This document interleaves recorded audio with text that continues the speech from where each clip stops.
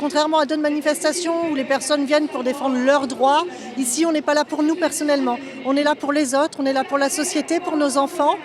Tout ce qui est scientifiquement possible n'est pas éthiquement souhaitable. Je suis là parce que l'avenir, c'est nous, les jeunes, j'ai 18 ans, et demain, ce sera nous qui ferons le monde. Et ça paraît quand même complètement aberrant de voir venir dans la rue pour dire qu'un papa, c'est important. Ça devient ridicule alors que c'est le fondement de tout. On ne peut pas laisser des enfants naître sans père. C'est vraiment une violence absolument effroyable qui est faite à leur égard.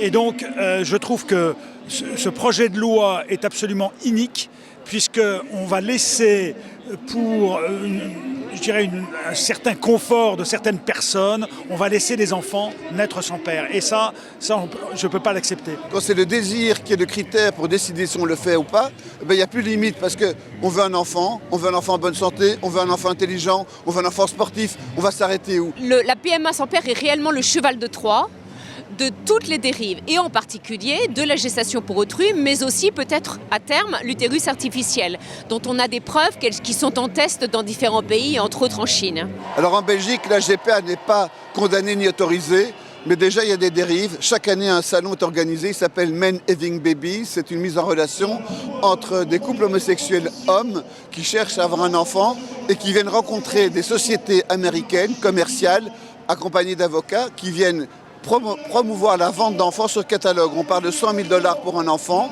avec des options à 10 000, 15 000, 20 000 $ en fonction des critères, si on veut choisir la couleur des yeux, etc.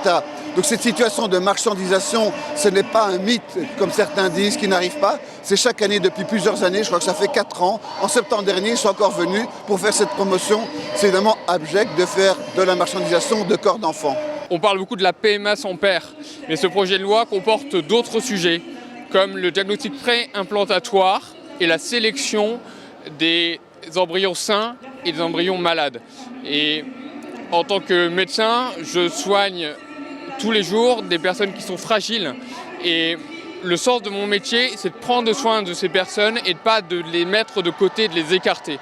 Et le message qu'on envoie déjà, mais qu'on est en train d'envoyer, d'inscrire dans la loi au plus profond avec l'extension du diagnostic préimplantatoire est pour moi très grave, et c'est pour ça que je suis ici, c'est pour vraiment alerter là-dessus.